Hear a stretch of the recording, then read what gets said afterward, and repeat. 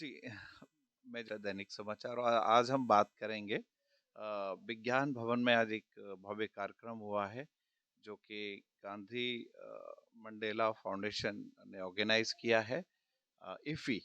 और जानेंगे जो है हमारे साथ चेयरमैन साहब हैं और श्री नंदन झा जी, जो कि अ, सुप्रीम कोर्ट में अधिवक्ता के तौर पे कार्यरत हैं। और जानेंगे इस कार्यक्रम की क्या भूमिका रही, कैसे ऑर्गेनाइज किया, चयन प्रक्रिया क्या है।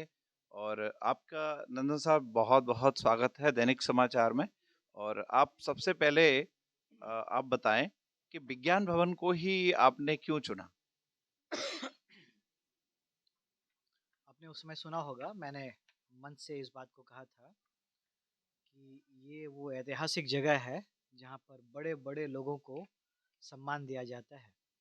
जब भी देश के राष्ट्रपति और प्रधानमंत्री आपको कोई राष्ट्रीय पुरस्कार देना चाहते हैं या जब देश आपको कोई बड़ा सम्मान देता है, तो वो सम्मान विज्ञान भवन में ही दिया जाता है। अमूमन 2 ही जगह हैं इस तरह के कार्यक्रम को ऑर्गेनाइज़ करने के, अगर सरकार करती है तो एक राष्ट्रपति भवन है, लेकिन राष्ट्रपति भवन का आकार इतना बड़ा नहीं है कि वहाँ पे 500 लोगों से ज़्यादा आ सके। जभी भी गेस्ट की संख्या 500 से ज़्यादा होती है, तो सरकार प्रेफ़र करती है विज्ञान भवन। बहुत ही ऐतिहासिक जगह और उतना ही गौरवशाली इतिहास है विज्ञान भवन का। इसीलिए जब देने वाला राष्ट्रपति जी हो, लेने वाले पद्म विभूषण और परमवीर चक्र विजेता हो, तो जगह विज्ञान भवन ही होना चाहिए। तो झा साहब ने बताया जगह की महत्वता के बारे में कि जगह का, वेन्यू का कितना महत्व होता है।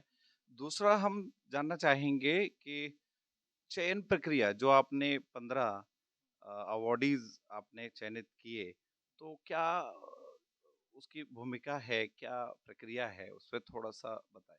हाँ, टोटल 17 अवॉर्डी को आज सम्मानित किया गया है। अलग-अलग विधा के पारंगत लोग हैं।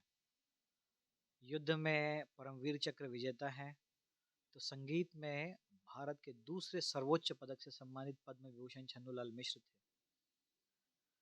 जब ब्यूरोक्रेसी में आदर्श कहे जाने वाले नृपेंद्र मिश्रा जी थे, तो कैबिनेट मंत्री में गजेंद्र सिंह शेखावत जी भी थे। फिल्म से जूही चावला, आर माधवन को इस पुरस्कार के लिए चुना गया। सो कई डॉक्टर थे, कुछ लोग जो डिप्रेशन के शिकार हजारों लोगों को बाहर निकाले ऐसे भी थे। तो अलग-अलग विधा के पारंगत लोगों को देश की सबसे बड़ी और प्रतिष्ठित जूरी ने चुना इस पुरस्कार के लिए। जस्टिस के जी बालाकृष्णन देश के सबसे लंबे समय तक रहने वाले मुख्य न्यायाधीश रहे हैं वो देश के सुप्रीम कोर्ट के, उनकी जूरी ये चुनती है। उनके नेतृत्व में जूरी की बड़ी संख्या है जो साल भर ऐसे पारंगत लोगों को खोजती है। इसमें बहुत ज़मीनी स्तर के कार्यकर्ताओं को भी मिलता है पुरस्कार, जैसे हमने कई सरपंच मुखिया को भी इस पुरस्कार से सम्मानित किया है। चैंपियन ऑफ चेंज अवार्ड, तो अभी नेक्स्ट आपका क्या टारगेट है? समाज परिवर्तन के नायक, चैंपियंस ऑफ चेंज का ये अपना दैनिक समाचार हिंदी है, तो चैंपियंस ऑफ चेंज का हिंदी है समाज परिवर्तन के नायक। अभी तक हमने देश को में चुना है, अब हम अपनी बाउंड्री को बढ़ा रहे हैं। इस बार से हम वॉशिंगटन डीसी में इस प्रोग्राम को आयोजित करेंगे और दुनिया के 150 से ज़्यादा लोग इस पुरस्कार के लिए अपने आप को नामित करेंगे। हम इस विषय पे, जहाँ के देश विकसित होने की तरफ जा रहा है और ग्लोबल आपने अवार्ड की घोषणा भी मंच से की है, तो थोड़ा-सा ग्रामीण भारत पे हम जानना चाहेंगे कि change of champions of change award और ग्रामीण भारत, आधुनिक ग्रामीण भारत, उसमें आपकी कुछ भूमिका होगी, क्या उम्मीद करें? जैसे अभी हम अंदर से बाहर आए हैं, वहाँ पे जब हम चैंपियंस ऑफ चेंज राज्य में करते हैं, तो वहाँ पद्मश्री से सम्मानित थे किसान। हमने उनको हरियाणा में चुना था, कुंवर साहब। सो आज वो भी इस कार्यक्रम में उपस्थित रहे। सो किसान, सरपंच, मुखिया, तो मुखिया को हमने महाराष्ट्र में एक मुखिया जी को सम्मानित किया। और स्ट्रीट लाइट पे अनाथ बच्चों के लिए काम करने वाली सिंधुताई सपकाल, और जो सरपंच थे उनका नाम था पोपटराव पवार। हमने पोपटराव पवार को महाराष्ट्र में और सिंधुताई को दिया। अगले साल उनको पद्मश्री से सम्मानित किया गया। जब पहला पुरस्कार इसी विज्ञान भवन में उपराष्ट्रपति वेंकैया नायडू जी के साथ था, तो मुख्यमंत्री मणिपुर को भी मिला, और बिहार से एक मुखिया रितु जायसवाल थी बिहार से, उनको भी सम्मानित किया। तो आप चैंपियंस ऑफ चेंज ग्रामीण भारत को भी टारगेट करता है और जो भी अचीवर्स हैं उनको भी नॉमिनेट करता है, उनको भी अवार्ड देता है। तो मैं एक और इस कड़ी में जोड़ूंगा स्टार्टअप्स। तो स्टार्टअप्स के लिए भी कोई चैंपियंस ऑफ चेंज कुछ इस तरीके की आपकी पहल है कि जिससे प्रेरणा मिले वो है, किसी आप स्टार्टअप्स को जो है जी आप जी, हम देते हैं। अब अगर गंभीर प्रेस रिलीज में पढ़ेंगे तो स्टार्टअप्स हमारा विषय है, उनके लिए भी चुनते हैं हम। मेक इन इंडिया एक सब्जेक्ट रखा है, इसके तहत जो स्टार्टअप्स आगे बढ़े हैं उनको हम भेजते हैं। अब जूरी तय करती है कि वो इस योग्य हैं कि नहीं, इनके साथ लें या नहीं, वो उनका पूरा दायरा है, उसमें हम नहीं घुसते। हमारा काम है उन तक सब कुछ सही तरीके से रख देना। तो शॉर्ट में अगर बात करें सारांश तो champions of change Mandela Gandhi Mandela Gandhi Mandela foundation, अ, इसका उद्देश्य क्या है अवार्ड्स के अलावा? देखिए, हर संस्था है, जैसे इफी जो है उसका नाम है interactive forum on Indian economy.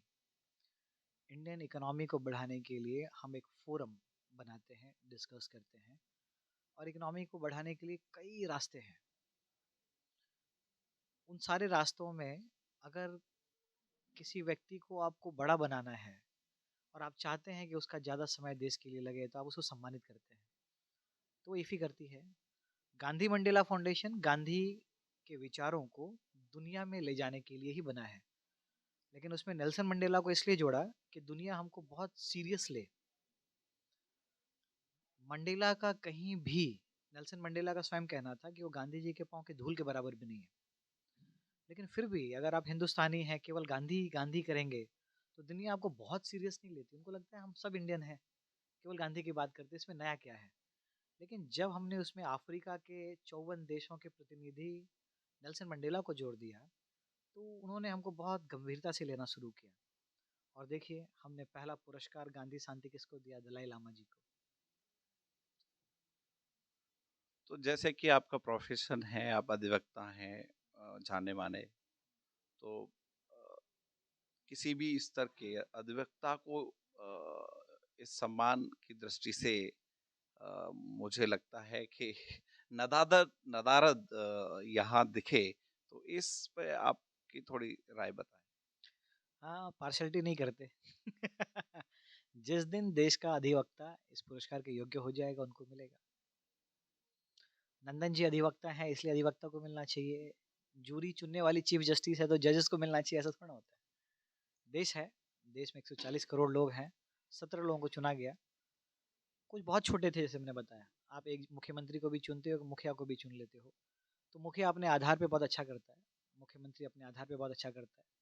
जिस दिन अधिवक्ता उस योग्य हो जाएंगे, जब वो समाज में सारे केस समाज के लिए लड़ेंगे, गरीबों के लिए लड़ेंगे, हमारी बहुत पैनी नज़र उन पे है और उनकी भी नज़र हमारे ऊपर है। या तो वो हमारे पास आ जाएंगे या तो हम उनके पास पहुंच जाएंगे। तो ये थे हमारे साथ जाने माने अधिवक्ता श्री नंदन झा जी, जिनसे कई विषयों पे बात हुई और उन्होंने अपना पक्ष रखा, और हमने जानने की कोशिश की कि अधिवक्तागण जो है अधिकतर नदादर रहते हैं किसी भी प्रकार के पुरस्कार के लिए। उसमें भी उन्होंने अपना विचार स्पष्ट रखा। मैं जगदीश सिकरवार, संपादक दैनिक समाचार विज्ञान भवन।